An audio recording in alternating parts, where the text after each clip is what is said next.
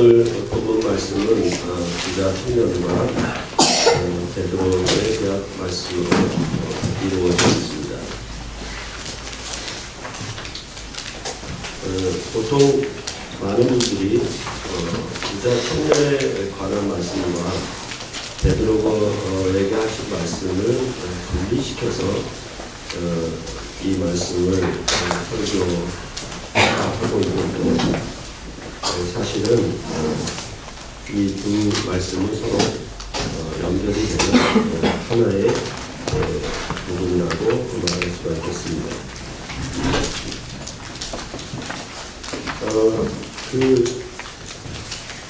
처음에 부자 청년이 와서 여기서 어떤 사람 이렇게 얘기하는데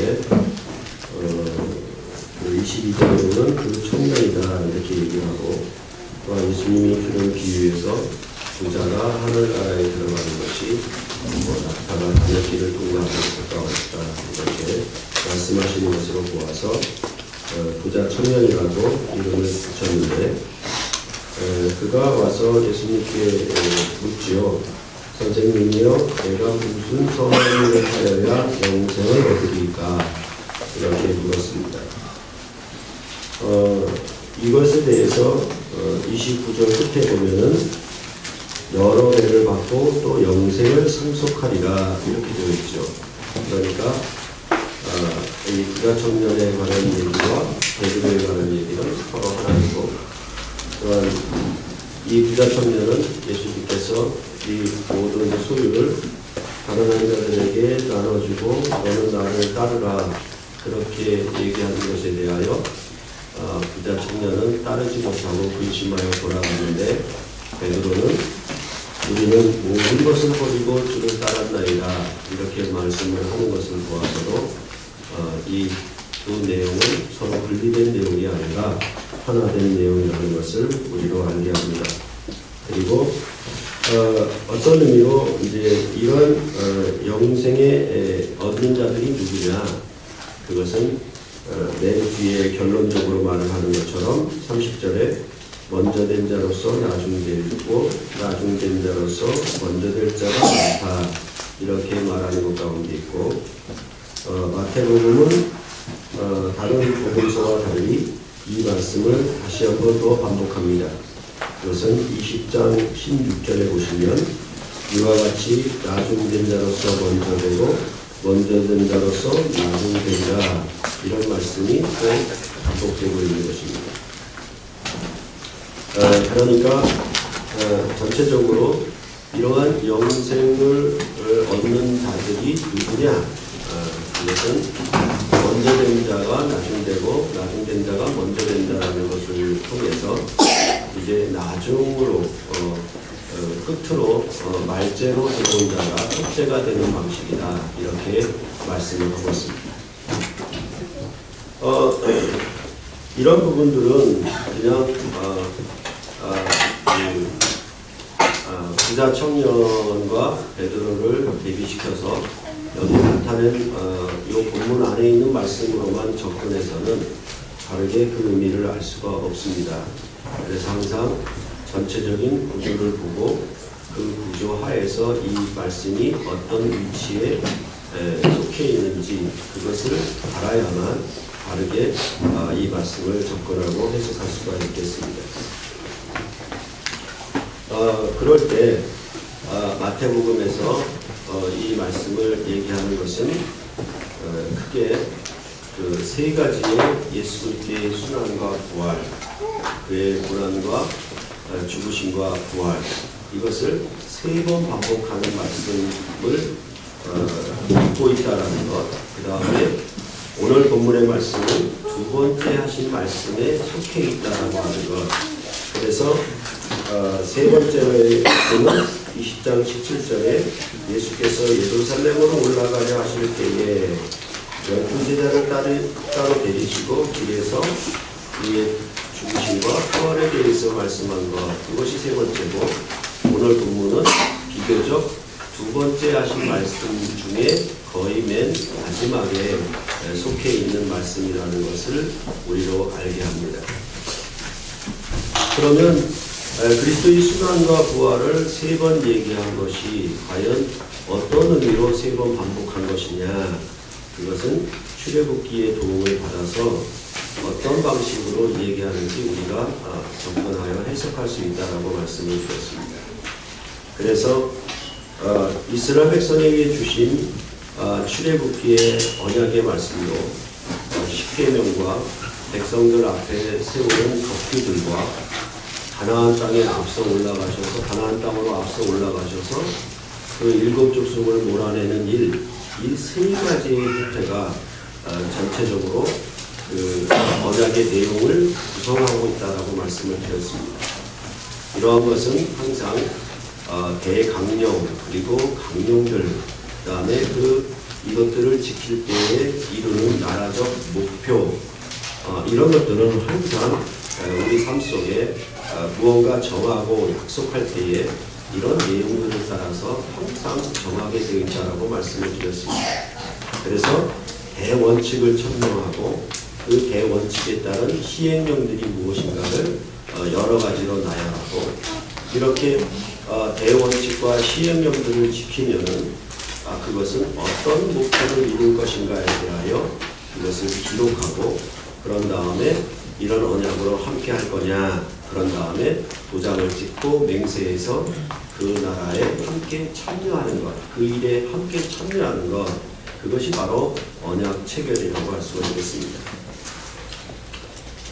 그럴 때 지금 2번째 예수 그리스도의 순환과 부활을 말씀하시고, 이제 그 이후에 여러 가지 내용들이 나오고 있는데, 그 내용들을 함께 연결해서 그것이 어떤 문맥적인 의미를 갖느냐라고 접근해서 아무리 문법적으로 해석을 해보아도 일전에도 말씀드렸던 것처럼 왜 이혼에 대한 문제가 나오고, 그 다음에 어린아이에 대한 문제가 갑자기 나오고, 여기 또 부자 청년에 대한 얘기가 갑자기 나오는지에 대해서 아무도 설명을 할 수가 없습니다. 그러니까 여기에 무슨 특별히 참고서가 달려서 주에서나 설명서가 붙어 있어서 이 말씀이 반드시 가르쳐주면 좋겠는데, 이것을 도저히 알 방법이 없어요.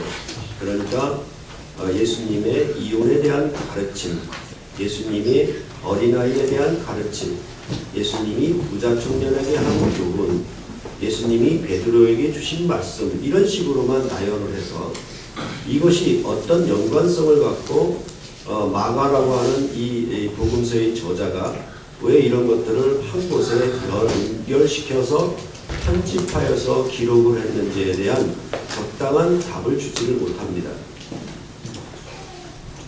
그렇기 때문에 이 마태라는 저자의 이런 기록 방식에 대해서 우리가 기본적으로 알아봐야 될 것은 마가복음이 어떻게 기록되고 있는가, 그런 것을 알아봐야 되고, 그 다음에 옛 언약, 출애굽기에 나타난 이스라엘 백성에게 하신 언약의 말씀은 어떤 구성 요소와 어떤 문맥적 흐름을 갖고 얘기하고 있는가를 살피게 되면, 이제 그리스도의 나라에 합당한 언약을 설명할 때 그것을 이런 방식으로 나열하고 이런 순서로 나열하는 것에 대한 의미를 우리가 그나마 접근해서 다르게 해석할 수 있다는 것입니다. 그러니까 이런 것은 기존의 성경 해석 방법과는 조금 더 거리가 있습니다. 그럴 때 아마도 이런 접근 방법이 아니고서는 뭔가 이렇게 비교하고 대조해 보아야만 어떤 것이 무엇인지에 대해서 밝히 얘기할 수가 있는데, 그거 하나만 독자적으로 얘기해가지고는 아무것도 모르죠. 그러니까 우리도 무슨 의견을 얘기할 때, 나타낼 때에 항상 한마디 말만, 한 문장만 딱 던져줘가지고는 그 말이 무슨 말인지 모르죠. 그 한 문장에 대해서 다시 부과되는 설명들이 따라 붙으면은 그게 앞에 한 말이 무엇인지 알 수가 있죠. 그럴 때 그 앞에 한 문장의 말이 어떤 의미인가를 나타내고 그것을 알려줄 수 있는 가장 적절하고 가장 최고의 방법은 뭐냐 하면 대조법이에요. 비교를 통해서 대조해 주는 거예요. 그렇죠? 제 키가 큰지 작은지 저 하나만 보면 몰라요. 그렇죠? 그런데 옆에 뭐예요? 서장훈 같은 농구 선수를 딱 세워놓으면 제가 작다는 걸 알죠, 금방. 그쵸? 그게 바로 나를 알리는 방식. 나 혼자 있어가지고는 아무것도 독자적으로 알릴 수가 없어요. 그런데 비교 대상이 있으면 그걸 알릴 수 있다는 겁니다.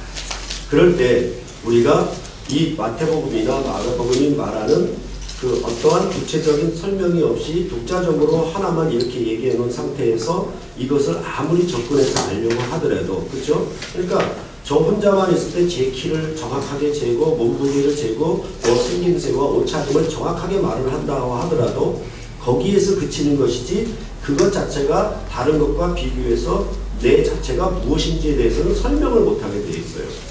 그렇잖아요. 그렇죠? 그러니까 우리가 부자다 가난한 자다 얘기하는 것도 전부 뭐냐면 가진 소유와 재산에 대해서 서로 비교해 봤을 때 부자요 가난한 자요 이렇게 얘기하는 것이지 정확하게 100만 원이 넘으면 부자 100만 원보다 적으면 가난한 사람 이렇게 얘기를 하지 않거든요.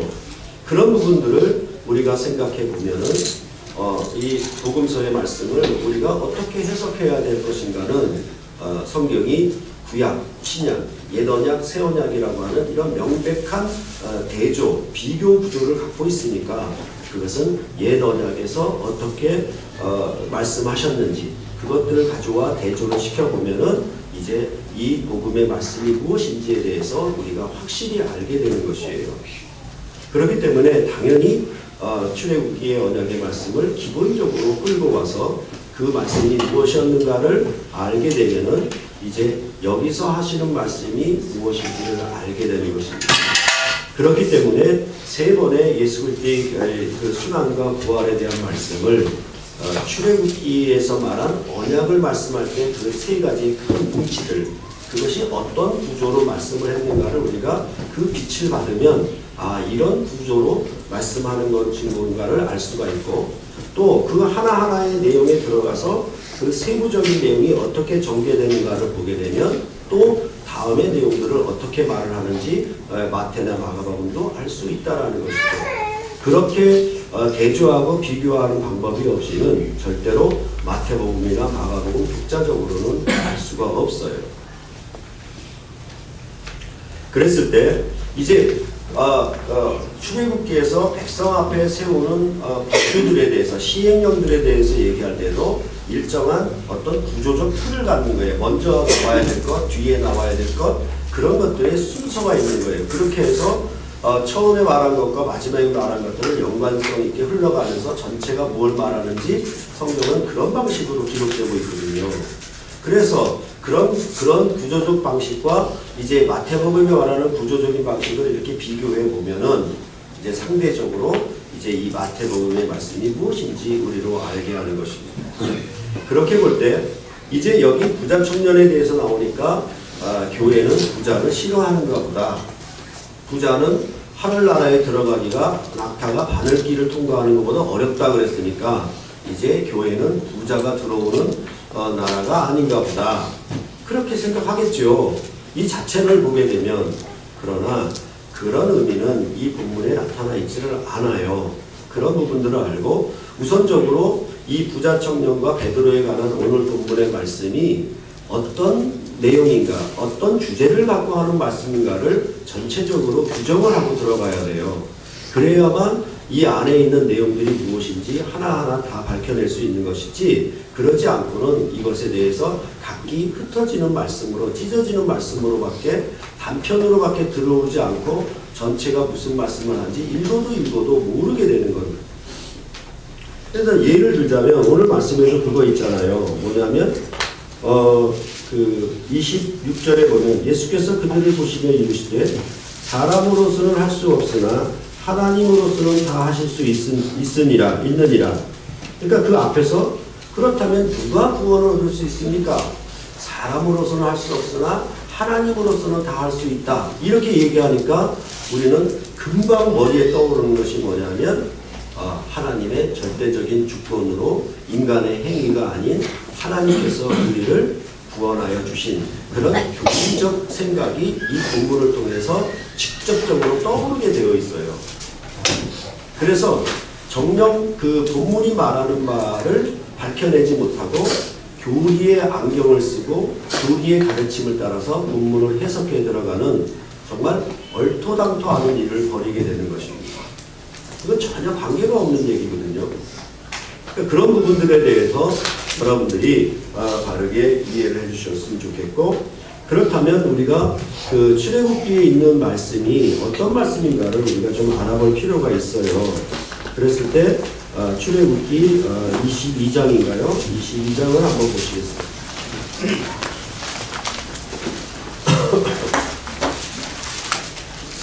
출애굽기 23장이요. 23장 10절부터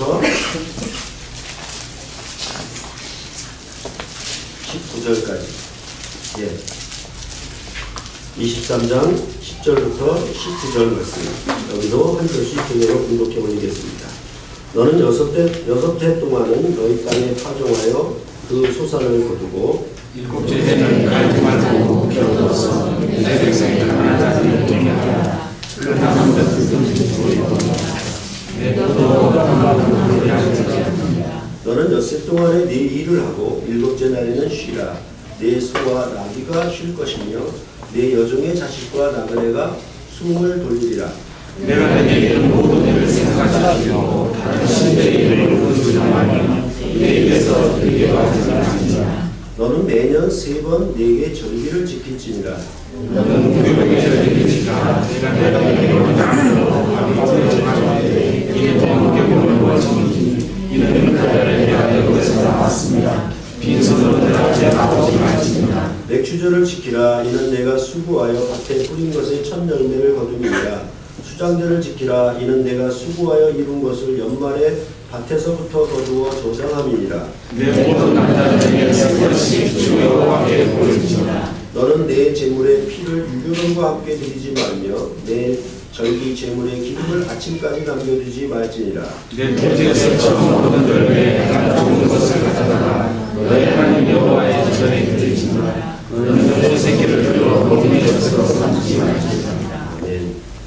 그러니까 이제 목사님이 출애굽기 말씀을 읽으라고 해서 읽어봤더니만 부자 청년과 베드로가 한 말을하고는 전혀 관계가 없는 얘기를 여기서 출애굽기에서 하고 있거든요. 그러니까 구체적으로 얘기하자면 여기 하는 얘기는 안식일과 이스라엘 백성에게 주신 절기를 지켜라. 그래서 이 3번의 절기를 지키라는 내용이 중요하게 되어 있어요.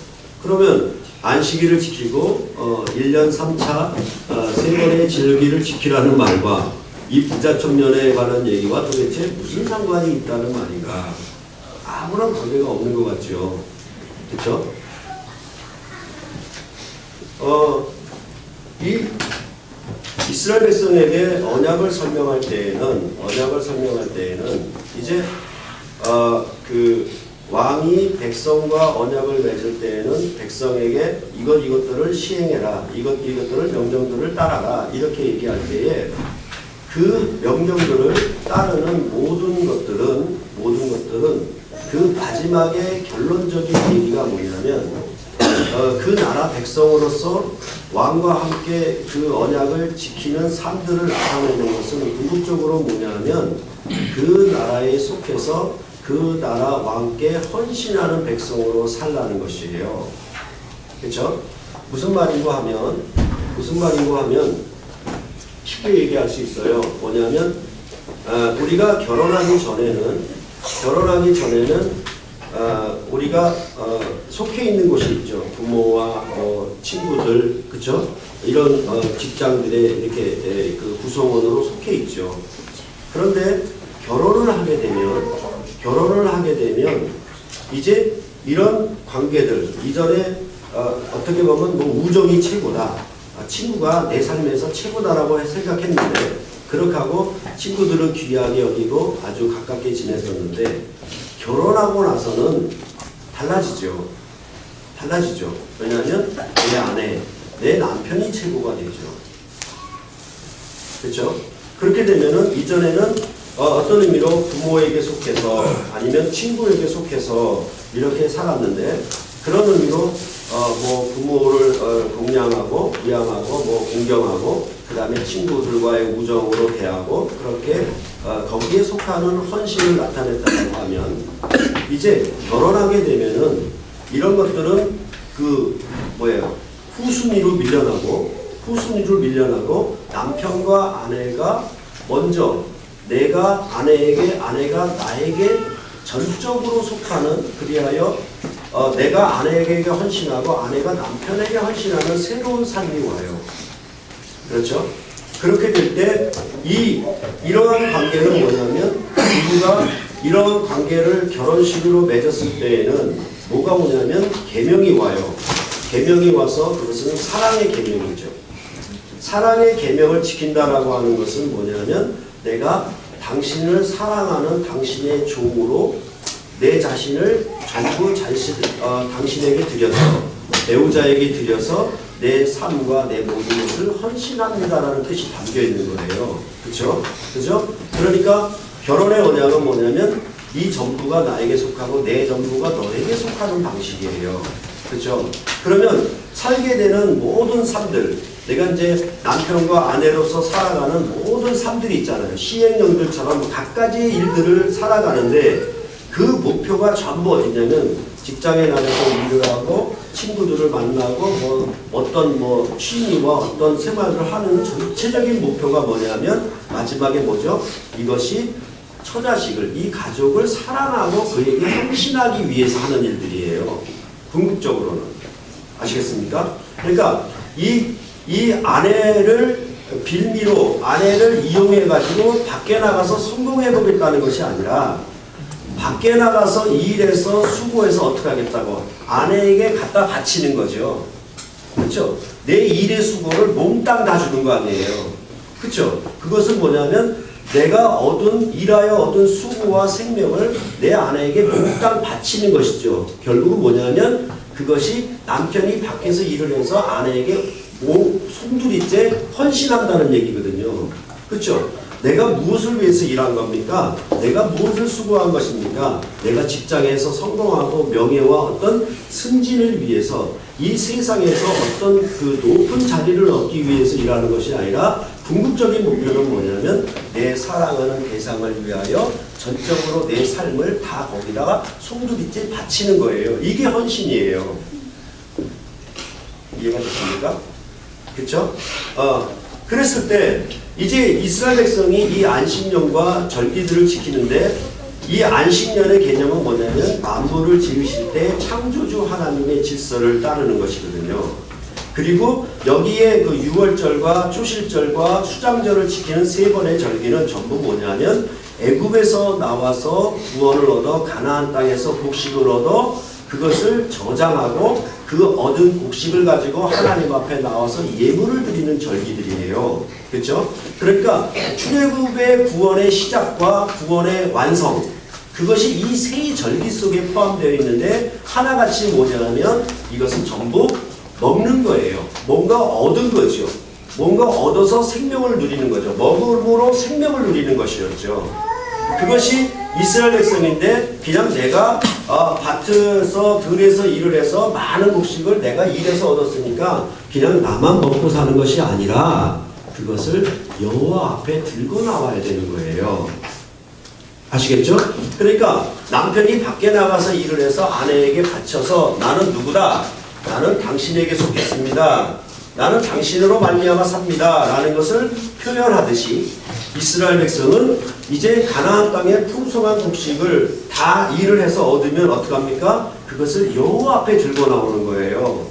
여호와께서 우리를 구원하셔서 우리를 여호와의 배필 삼아 주셨으니 이것을 여호와 앞에 바칩니다. 그것이 이스라엘 백성의 성인 남자들이 1년에 3번 한다는 거예요.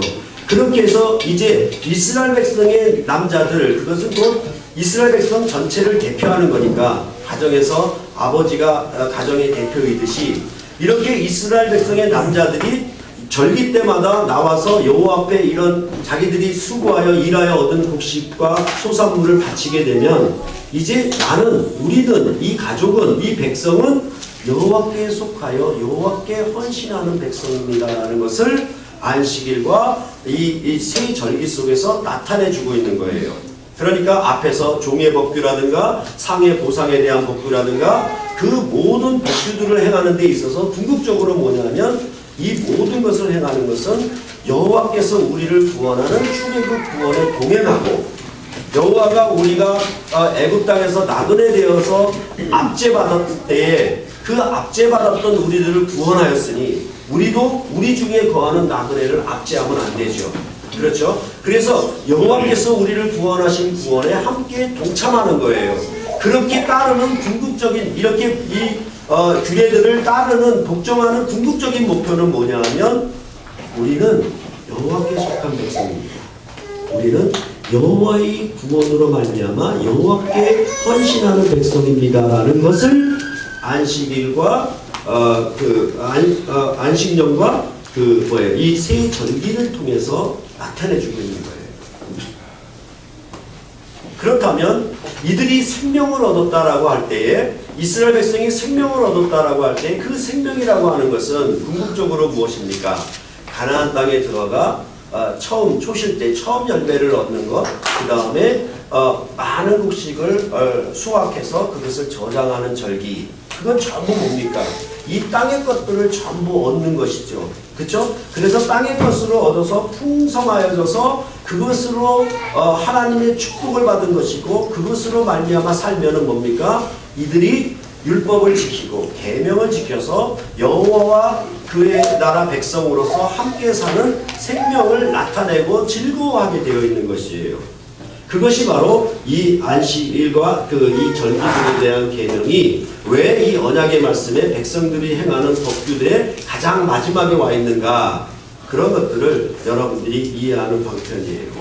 그렇다라고 하면 여기 부자 청년이 와가지고 선생님이요, 우리가 무슨 선한 일을 하여야 영생을 얻겠습니까? 라고 물어볼 때 예수님께서는 말씀하시죠. 네가 이런저런 계명들이 있는데 이 계명을 다 지켰냐? 그러니까 이 부자 청년은 다 지켰습니다라고 대답을 하죠. 그러니까 이런 것도 교리에는 안 맞아요.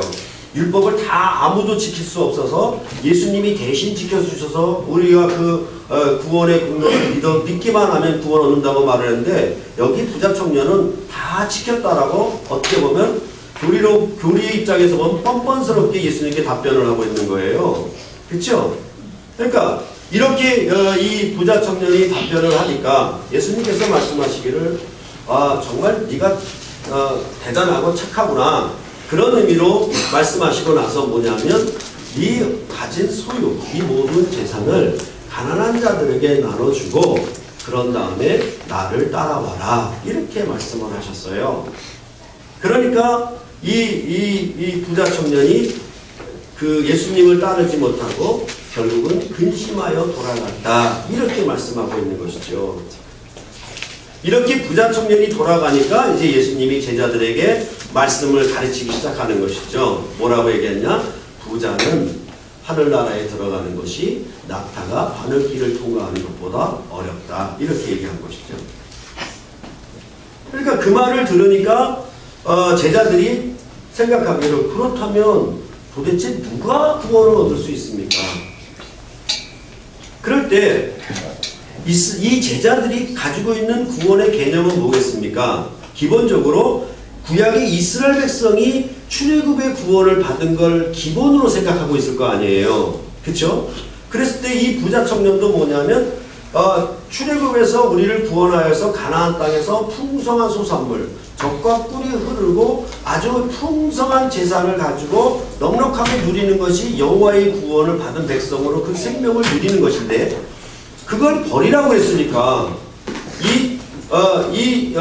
모세의 율법의 계명을 잘 지켜 따랐다 하더라도 예수께서 하신 말씀을 이걸 지키지 못하고 돌아가 버렸거든요.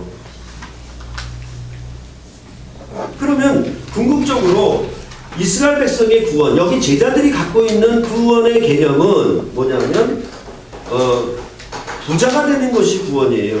가나안 땅에서 잘 먹고 장수하고, 그렇죠? 자자손손 여러 자식들을 낳는 것이 그들의 복이에요. 그것이 출애굽에 동행하는 그들의 구원이었거든요. 그런데 도대체 이것과 정반대로 이거 모든 것을 다 버리고 주님을 쫓으라 그러면 도대체 누가 구원을 얻을 수 있겠습니까? 라는 질문이 나오죠.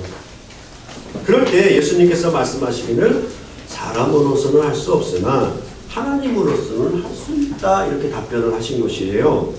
그러면 아까 말씀드렸듯이 이것은 인간은 스스로 자기를 구원할 수 없고 하나님만이 구원을 베푸신다라는 의미로 교리적 가르침으로 직접적으로 들어가 버리죠. 그럴 때 이를테면은 그 영생을 얻음에 있어서 베드로가 뒤에 얘기하잖아요. 27절에 보면은 베드로가 대답하여 이르되 보소서 우리가 모든 것을 버리고 주를 따라 싸운데 그런즉 우리가 무엇을 얻으리이까? 이 무엇을 얻는다고 했습니까? 영생을 상속한다 그랬거든요. 그러면 베드로가 여기 분명히 얘기했잖아요. 이거는 하나님이 하신 거예요? 베드로가 한 거예요? 우리가 모든 것을 버리고 주를 따라 싸운데 우리가 무엇을 얻겠습니까? 뒤에 보면은 영생을 상속하리라 그랬으니까 이거는 하나님이 한 거예요? 사람이 한 거예요? 사람이 한 거예요.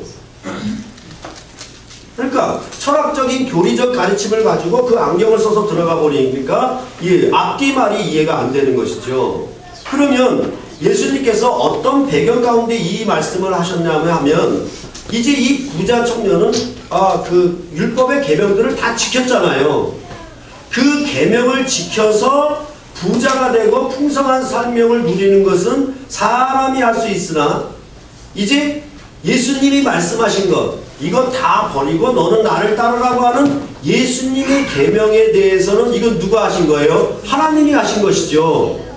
그렇죠? 그러니까 이건 무슨 말이냐면 모세의 계명을 따르는 사람들은 구원을 얻을 수가 없고 이 구원에 영생을 얻는 구원에 참여할 수가 없고 예수의 말씀을 따르는 자들에게는 영생이 있다는 얘기죠.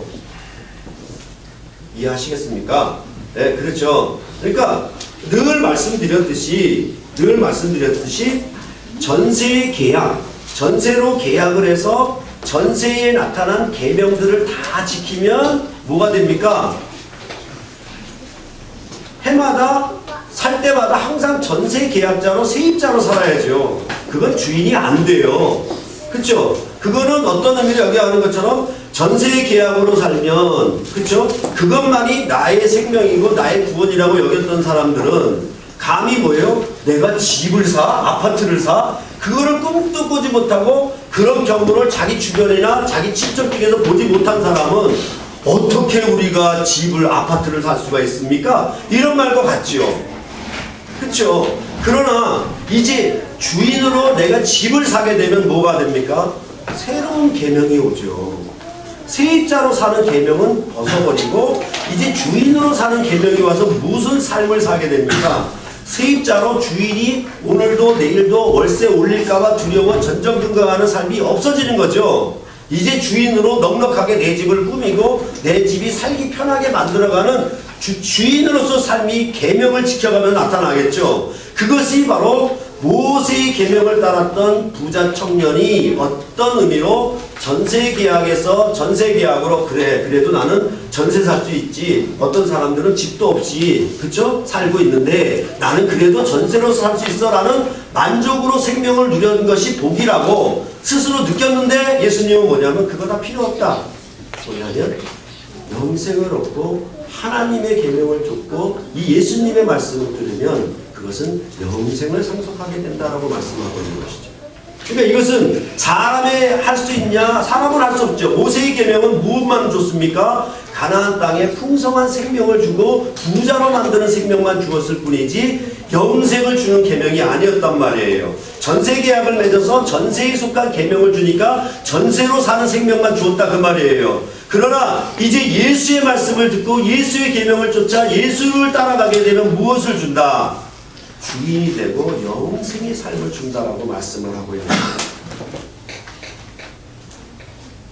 그럴 때 이 본문 전체가 아까 말씀드렸듯이 헌신에 관한 얘기죠. 그러니까 베드로가 말하기를 뭐라고 얘기하냐면 우리가 모든 것을 버리고 주를 따라 싸운데 그렇게 얘기를 하죠. 그리고 나서 그 29절에 보면은 내 이름을 위하여 집이나 형제나 자매나 부모나 자식이나 전토를 벌인 자마다 이렇게 되어 있죠. 그러니까 모든 것을 버리라고 하니까 어떡합니까? 이제 버려야죠. 그죠? 오늘부터 당장 여러분의 아내를 버리십시오. 남편을 버리십시오. 자식들을 다 버려요. 그리고 어떡합니까? 이제 이 다 쓸모없으니까 재산 팔고 뭐예요? 부동산 팔고 전부 어떻게 해라? 교회에다 송도일제 갖다 바쳐라. 이렇게 해석해도 상관이 없겠죠. 왜 그렇습니까? 이렇게 해서 뭡니까? 그 뭐죠? 그 중산동가 뭐죠? 그 예전에 무슨 진리회라고 있었죠? 거기도 그렇고 또 뭡니까? 저 하나님의 교회 저기도 그렇고 전부 어떡합니까? 이제는 남편 버리고 자식 버리고 뭐예요? 다 교회로 들어가는 거예요. 여기 말씀을 따라서 성경 말씀대로 살아야 되니까 그런 것이 바로 뭐냐면 잘못된 해석을 나오는 것이에요. 아까 말씀드린 것처럼 어떻게 합니까? 내가 총각으로 살았을 때 부모와 함께 살았을 때 이제 뭐가 왔다? 결혼을 했잖아요. 결혼을 하면 어떻게 됩니까? 이제 남편과 아내가 전적으로 서로에게 헌신하는 관계가 왔잖아요. 그러면 어떻게 돼? 이전에는 부모에게 속해서 부모에게 헌신하는 방식으로 살았는데 이전에는 친구에게 속해서 친구만 제일인 줄 알고 살았는데 뭐가 왔어? 아내가 왔고 남편이 왔단 말이에요. 그러면 어떻게 돼요? 이전에 헌신하던 관계가 끝나죠. 어떤 의미로? 후순위로 밀려난단 말이에요. 무엇이 최고가 돼? 무엇이 우선이 돼? 바로 아내와 남편이 최고의 우선이 되는 거예요. 그런 의미로 이걸 버리라고 하는 것이지 지금부터 동산 부동산 다 팔아라. 이제 너희들 다 이혼해라. 그럼 맞지 않잖아요. 아내와 처자식 다 버려야 되니까. 그러면 뒤에서 앞에서 하신 말씀 하나님이 짝지어준 것을 사람이 나누지 못한다고 앞에서 분명히 얘기했는데 그렇죠? 안 맞잖아요. 뭐냐면 헌신에 관한 문제예요. 그렇죠? 새로운 개념과 새로운 관계가 왔으니까 어떻게 헌신해야 하는 것입니다. 우리는 그걸 너무 쉽게 하고 있습니다. 부모님은 서운하고 친구들은 서운하겠지만은 어쩔 수가 없는 거예요. 그렇죠? 부부간의 관계가 제일 기본적인 관계이고 질서이기 때문에 그래요. 아시겠죠? 그러니까 그것을 가지고 시샘하거나 뭐 할 필요가 없어요. 왜냐하면 하나님이 새기신 질서가 그래요. 그렇죠?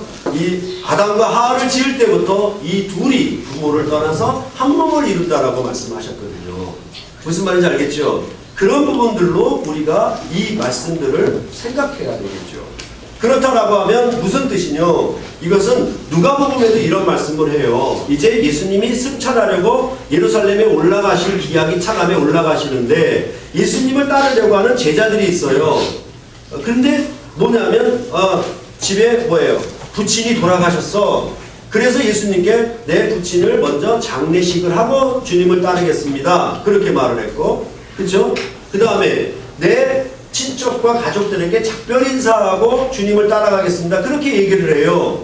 그렇게 예수님이 뭐라 그러냐면 쟁기를 잡고 뒤를 돌아보는 자는 내게 합당한 일꾼이 아니다라고 말씀을 해요. 그러면 그 뒤를 돌아본다는 건 뭐냐면 자기 부친에게 매여 있고 자기 가족에게 매여 있거든요. 누가 우선순위입니까? 그죠? 부친의 장례식을 하지 말라. 이제 가족과 작별 인사를 하지 말라. 그 말이 아니라 누가 우선이야? 내가 이제 이 주님을 따르기로 하면 주님을 나의 신랑으로 맞아들이고 그를 나의 왕으로 맞아들일 것 같으면 그의 신하로 살 것 같으면 무엇이 우선이 되는 거예요? 주님을 먼저 따라가는 것이 우선이란 말이에요. 그게 최고의 헌신의 관계로 제자가 신하가 왕께 충성하는 것이겠죠. 그런 의미로 말씀을 하고 있는 것이에요. 참으로 이제 교회가 이제 모세의 법규들을 따라서 모세의 계명들을 따라서 옛 이스라엘 백성들이 출애굽하여 계명을 따라 살게 되면 그들은 가나안 땅에서 풍성한 소산물과 곡식으로 부자 되는 것이 하나님의 축복이 맞아요. 그들의 구원의 생명이 맞아요. 그러나 이제 뭐예요? 새로운 생명의 나라가 왔어요. 이제 예수의 계명과 예수의 언약과 그 법규들을 따라 살면 무엇을 주신다? 영생함을 주신다라고 말씀합니다.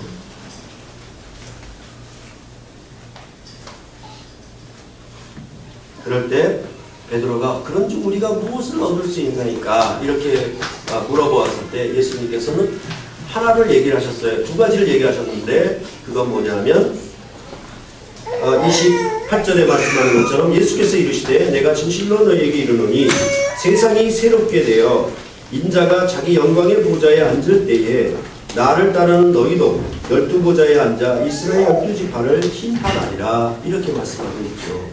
그러니까 세상이 새롭게 되는 거예요. 그렇죠? 그러니까 결혼한다는 얘기는 뭡니까? 신랑 신부가 되니까 뭐라고? 이제 새로운 삶이 출발하는 거잖아. 세상이 새롭게 해석되는 거예요. 그렇죠? 이전에는 뭐 부모 중심으로 친구 중심으로 살았던 세상이 갑자기 어떻게 돼요? 아내 중심 남편 중심으로 바뀌었잖아. 그죠? 이 천지개벽을 해서 바뀐 게 아니라 관계와 질서가 바뀌었다는 말이에요. 그렇죠? 즉 모세의 계명을 따라 사는 그런 세상이 아니라 새롭게 된 세상이 왔어요. 누구 안에서? 하나님의 아들 예수 그리스도 안에서 그리스도의 나라가 임하는 거예요. 그 나라가 임하면 그 나라의 통치자들, 그 나라의 관리들, 그 나라의 높은 벼슬아치들이 누구냐? 여기 말하는 것처럼 그가 자기 영광의 보좌에 앉으실 것이다. 그가 왕으로 등극하실 거예요. 그러면 어떻게 됐습니까? 그의 나라가 펼쳐지겠죠. 그 새로운 세상과 새로운 시대의 나라가 시작되겠죠. 그때의 너희들, 너희 제자들, 그 제자들이 어떻게 한다? 이스라엘의 12지파를 심판하리라 이렇게 말씀하고 있는 것이죠. 구약의 모세의 계명을 따라서 이스라엘의 12지파가 살았던 그 영광과 지위, 그들이 행한 일들을 너희가 도리어 어떻게 한다? 심판할 것이다. 그렇게 말씀하고 있는 것이죠. 너희가 더 크고 더 큰 구원에 대해서 그 큰 나라, 그렇죠? 가나안 땅, 저 팔레스틴 중동에 있는 그 자그맣고 자그마한 그 나라의 통치법으로 사는 나라가 아니라 천하만민, 만민이 온 하늘 위에 땅 아래에 있는 모든 것들이 그에게 경배하는, 그가 영광의 보좌에 앉은 우주 만물이 그에게 경배하는 그 나라의 신하로 관리로 통치하고 거기에 참여하는 그런 영광을 너희가 누린다라고 말씀하고 있는 것입니다. 두 번째로는 아까 말씀드린 것처럼 내 이름을 위하여 집이나 형제나 자매나 부모나 자식이나 전토를 벌인 자마다 이렇게 말씀하고 있습니다. 너희가 이것을 우선적으로 생각하느냐, 이것에 매여 있느냐, 그죠? 그러니까 결혼하고 났는데 여전히 우정에 매여 있으면 그건 참으로 어리석은 사람이에요. 그렇지 않겠습니까? 그죠? 예. 네. 친구 때문에 자기 아내를 멸시하고 돌아보지 않는다면 그처럼 어리석은 사람이 없는 거예요. 왜? 새로운 세상이 왔잖아. 새로운 관계가 왔잖아. 그렇죠? 그랬을 때 이 땅에 있는 나라의 질서, 그래서 이스라엘이 애굽에서 나와 가나안 땅에 들어가는 그 구원의 질서는 땅에 있는 관계, 그렇죠? 아까 말씀드린 것처럼 장수하고 자자손손 많이 후손을 낳고 그 다음에 풍성한 재산을 갖게 되는 것이 구원이고 복이고 생명이었어요. 그러나 그것은 무엇입니까? 영원한 생명은 되지 못해. 전부 무덤에 썩어짐에 흙에 돌아가는 것으로 끝나고 말아요. 그러나 이제 예수를 쫓고 그의 그리스도의 고난과 죽음과 부활에 동참하여 그 주님의 법규와 계명을 따라가는 자들에게는 이제 가나안 땅에 장수하는 생명이 아니라 죽음을 이긴 영원한 생명을 상속하리라 이렇게 말씀합니다. 왜냐하면 우리 주님, 우리 왕께서 죽음을 당하시고 사흘 만에 부활하셨습니다. 그 왕이 얻으신 것을 주는 것이죠. 그렇죠? 스티브 잡스가 스마트폰을 얻으면 누구에게 줍니까? 천하 만민에게 준 것이죠. 여러분 손에까지 다 온 거예요. 그렇죠? 네, 핸드폰 버려버리고 똑같잖아요. 그렇죠? 이제 구닥다리는 벗어버리고 옛 구약에 속한 땅에 없어지고 사라지고 흙으로 돌아가고 썩어질 생명들에 대해서 그것을 다 버려버리고 거기에 매이지 말고 영원한 생명의 나라를 상속하는 것에 매여서 거기에 충성하려면 예수의 계명과 예수의 말을 듣고 그를 쫓아가는 것이다. 그것이 이제 신약 백성 교회에게 주신 구원이라고 말씀을 하고 있는 것입니다. 그렇다라고 하면 이제 이스라엘 백성이 안식일과 절기, 1년에 3차 절기에만 여호와의 성전에 나와서 얼굴을 베이면 되죠. 나는 왕의 백성입니다. 나는 왕께 속한 백성이에요. 나는 민주주의에 속한 백성이에요. 나는 공산주의에 속한 백성이에요. 그렇게 나타내듯이 이제 그리스도 안에서 그가 부활하셔서 교회의 성령이 임하시면 이런 안식일과 절기적 삶이 물러가요. 어떻게 보냐면 날마다 성경과 집에서 떡을 떼며 하나님을 찬미했다라고 예루살렘 성령 강림 공동체에 나타나는 삶을 얘기하고 있죠. 그게 뭡니까? 히브리서가 말하듯이 어떠한 고난과 박해와 그런 순교의 피를 흘리더라도 날마다 모이기를 힘써라 이렇게 나오는 것이죠. 그게 영생합니다. 그렇죠? 그러니까 1년에 3차는 왜요? 부분적이잖아요. 3번만 보는 거잖아. 그러나 이제 신약에 속한 백성의 그 영생하게 삶은 뭐다? 이제 뭐예요? 구약의 삶들은 자기 혈족, 자기 가족, 자기 친척들만 뭐예요? 한 공동체로 한 덩어리로 생각하고 살았다라고 하면 이제 김씨, 박씨 또한 유대인이나 헬라인이나 차별이 없이 모든 천하만민이 하나님의 백성이 되는 놀라운 새 가족관계가 우리 안에 주어진 것이죠. 죽음 다음에 죽음에서 일어나서 부활에 이르는 영원한 생명이 아니라 그리스도께서 보좌 우편에 앉으셨으니까 그 계명을 따르고 그 계명을 지키는 사람들은 그 백성의 나라에 속해서 그 나라의 생명을 누리는 것이죠. 민주주의 왕이 등극하면 민주주의 계명을 따르면 민주주의 생명을 우리가 누리는 것처럼 예수께서 부활하셔서 승천하서 하나님 보좌 우편에 앉으셔서 지금 통치하시고 그 계명, 그 왕의 계명을 우리가 지킨다라고 하면 우리 중에 나타내는 삶이 무엇이겠습니까? 새로운 간접관계가 되는 것이죠. 주제와 환경과 가문과 배경이 달라도 저 형제를 나의 가족으로 여깁니다. 그렇죠? 그러니까 많은 마가복음 같으면은 뭐예요? 여러 배를 넷에 지금 이 세상에서 받는다. 나는 내 가족만 혈족으로 알고 살아왔는데 뭐예요? 이렇게 함상에 모여서 주님의 가족인 하늘의 시민권을 가진 하늘나라의 백성들을 전부 형제자매라고 부르잖아요. 한 아버지, 하늘 아버지 밑에서 형제자매라고 불렀으니 우리가 얼마나 많이 보도를 받았습니까? 그죠? 저희 가족은 부모님 합쳐서 7인데 이것만 해도 많잖아요. 한 10배는 된다. 이들을 내 형제로, 내 자매로 섬기며 살 수가 있잖아요. 그쵸? 서로 돕고 서로.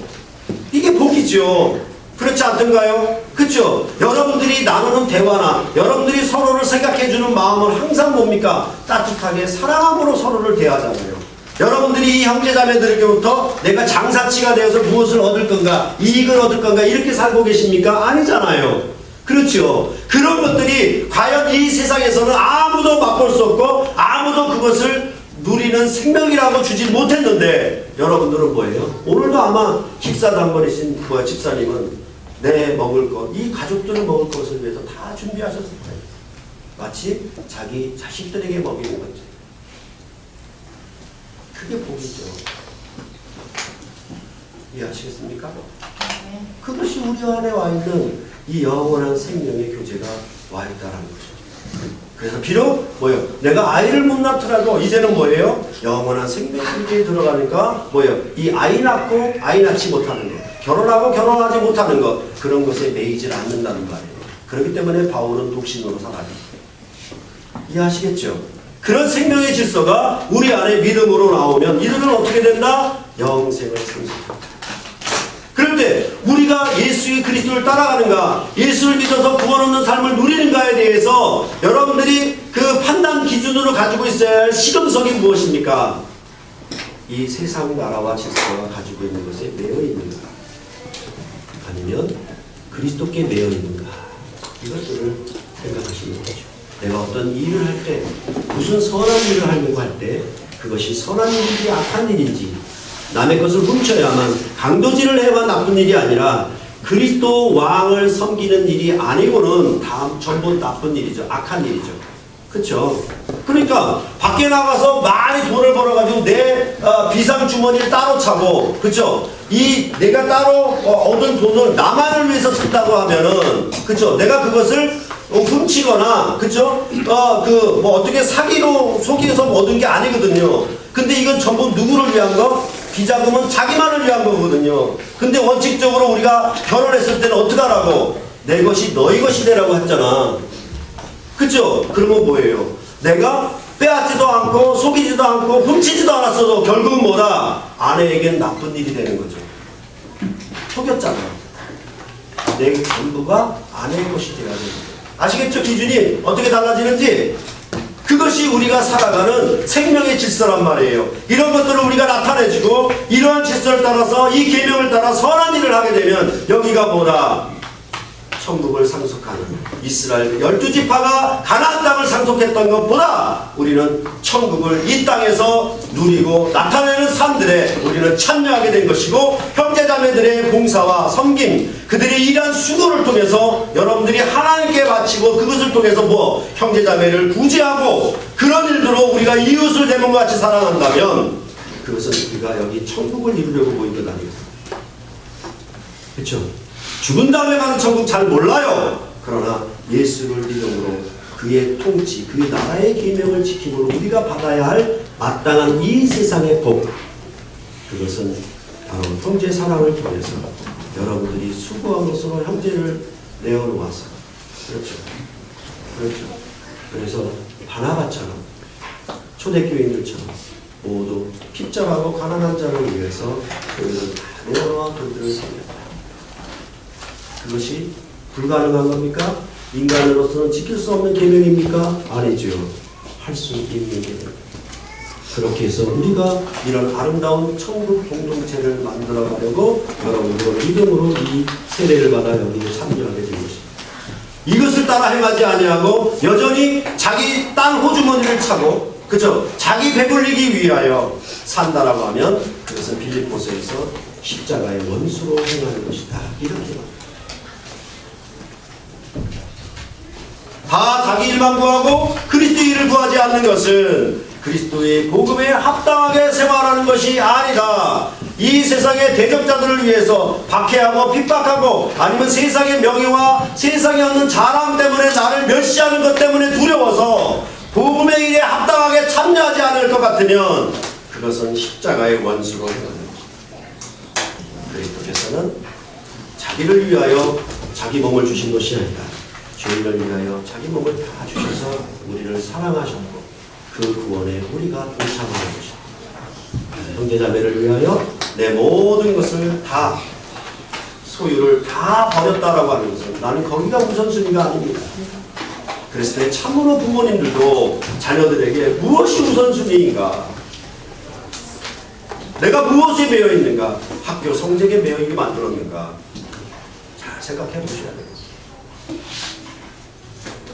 그렇죠?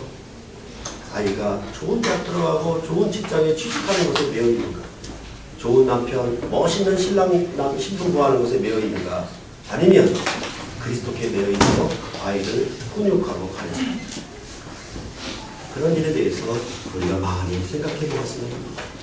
참으로 우리에게 주신 이 생명의 복을 여러분들이 선한 계명을 따라 지켜 살면 우리는 여기서 정말로 세상이 누릴 수 없는 평안, 세상이 맛볼 수 없는 온전한 하늘의 복을 우리가 누릴 수가 있겠고, 그것은 예수님이 성령을 따라 행하는 여러분들에게 반드시 주실 것입니다.